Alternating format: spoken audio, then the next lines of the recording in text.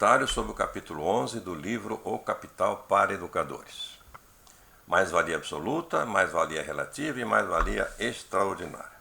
O assunto do livro é a mais-valia, ou seja, a exploração do trabalho sob o modo capitalista de produção. A exploração só é possível porque o homem produz mais do que o necessário para sobreviver. Isso faz parte do próprio conceito histórico do homem como diferenciado da natureza. Nós sabemos que o homem, ao trabalhar, ele despende a sua energia.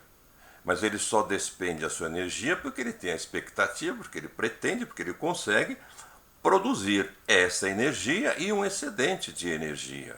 Quer dizer, se ele produzisse apenas o correspondente à sua energia despendida, não teria graça, não teria razão de haver o trabalho. Então, nem existiria a humanidade. Pois bem, nós sabemos que não é assim. Desde os primeiros tempos, o homem consegue produzir mais do que o necessário para sobreviver. Nos primeiros tempos, por conta de forças produtivas bastante rudimentares, quer dizer, por conta dos instrumentos, das técnicas e dos conhecimentos que ele tinha e que aplicava para produzir, o excedente era muito pequeno. A vida que ele produzia era uma vida sem grande conforto. Com o desenvolvimento dessas forças produtivas, com o esforço, portanto, de toda a humanidade, em especial dos trabalhadores sempre, porque os poderosos não trabalham, eles simplesmente se apropriam do excedente produzido pelas camadas dominadas. Em virtude desse desenvolvimento das forças produtivas, hoje o excedente produzido é extraordinário. De tal forma que a pobreza é uma verdadeira vergonha, um verdadeiro absurdo. Se existe pobreza é porque alguém está se apropriando do excedente produzido pelas camadas trabalhadoras. Porque a humanidade consegue produzir mais do que o necessário para sobreviver. Não é porque há escassez, não. Há produção, e essa produção é apropriada pelos que detêm as condições objetivas de vida. Sob o capitalismo, nós chamamos essa exploração de mais-valia, porque sob o capitalismo, essa exploração, essa apropriação se dá sob a forma de valor. Em modos de produção anteriores, não se dava sob a forma de valor, por isso não se chamava mais-valia. No feudalismo, por exemplo, se apropriava daquilo mesmo que era produzido, dos valores de uso produzidos pelos próprios trabalhadores. No capitalismo se dá sob a forma de valor, como nós temos visto nos capítulos anteriores e nos posteriores também vamos continuar vendo. A mais-valia, ela para existir, como toda exploração, ela exige duas coisas. Em primeiro lugar, é isso que nós acabamos de falar. Tem que haver um desenvolvimento das forças produtivas de tal forma que haja excedente para ser apropriado.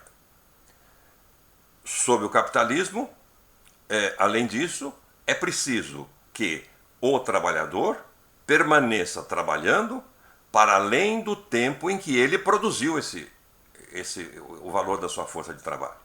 Então, são dois fatores. Quando nós constatamos e vemos que existe uma jornada de trabalho que vai além do tempo de trabalho necessário, nós chamamos isso de mais-valia, que é a mesma coisa que mais-valia absoluta, que é do ponto de vista da extensão da jornada de trabalho para além do tempo de trabalho necessário.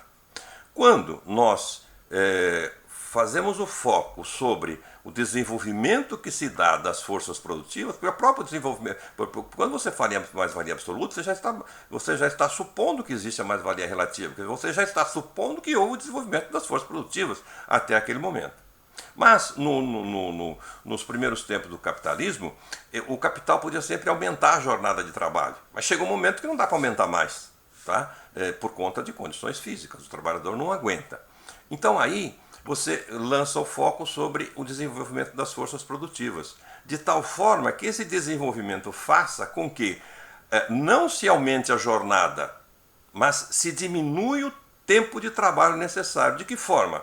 fazendo um desenvolvimento tecnológico das forças produtivas de tal forma que diminua o valor dos produtos, das mercadorias consumidas pelo trabalhador.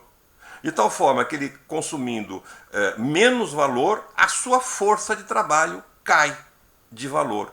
Então ele tem a diminuição do valor da força de trabalho, faz com que o tempo de trabalho necessário seja menor do que anteriormente. Então aumenta a fatia da mais-valia.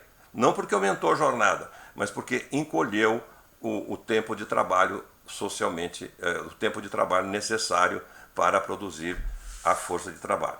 Bom, esses dois conceitos são explicados aí no capítulo e quero que vocês revejam e continuem refletindo nisso. É importante verificar um equívoco que surge normalmente por pessoas que acham que entendem de economia, que estudou, que fez faculdade e tudo mais, que é confundir a mais-valia relativa com mais-valia extraordinária. O fato de você, dentro de uma determinada unidade produtiva, desenvolver as forças produtivas ali de tal forma que você faça cair o valor da sua mercadoria, você pode vender mais mercadorias por um valor menor, ganhar a concorrência, etc, etc. Isso não significa que você está produzindo ou recebendo uma mais-valia relativa. Não, simplesmente se você está aproveitando para ganhar fatias do mercado e assim por diante. Porque a mais-valia relativa é um conceito universal, é um conceito na sociedade, não se dá dentro de uma empresa. Tá? A mais-valia relativa ela só aumenta quando existe um desenvolvimento das forças de trabalho na sociedade tal que aqueles produtos consumidos pelos trabalhadores caiam de valor. Ao cair de valor, diminui o valor da força de trabalho e diminui o tempo necessário para produzir aquela força de trabalho. Diminui o tempo necessário sem aumentar o tamanho da jornada de trabalho. Então é esse o conceito que é muito importante que a gente tenha para não confundir mais-valia mais-valia relativa com mais-valia extraordinária.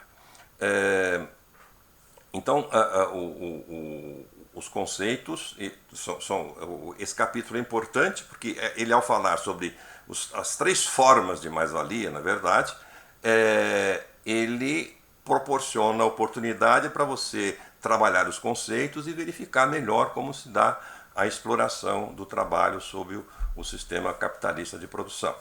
Eu quero que vocês leiam de novo, prestem bastante atenção para estudar esse capítulo e compreender. É um capítulo um pouco mais denso, mas ele é muito importante e não é tão difícil assim. Ele na verdade, complexo, porque ele é mais rico de conceitos e de reflexões a respeito da exploração do trabalho sob o modo de produção capitalista. Mas também dá a nós ferramentas valiosíssimas para compreender por que a pobreza é uma vergonha. Por quê? Porque a escassez? Não, repito, porque os benefícios econômicos advindo do esforço da humanidade acaba se concentrando apenas nas mãos de quem detém os meios de produção e que podem impor as suas leis para se apropriar do trabalho excedente produzido pelas grandes massas de trabalhadores. A gente se encontra no próximo capítulo.